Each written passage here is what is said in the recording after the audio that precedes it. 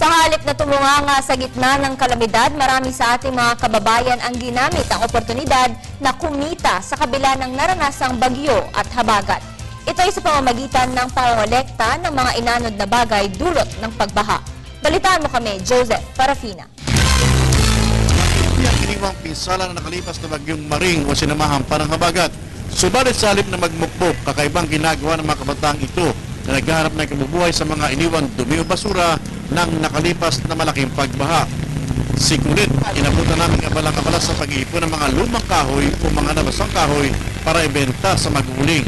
Mahirap mang ipunin ito, dinatsagaan niya ito dahil malaking pera din kapag napuno niya ang dipadyak na ito na kanyang nirerentahan.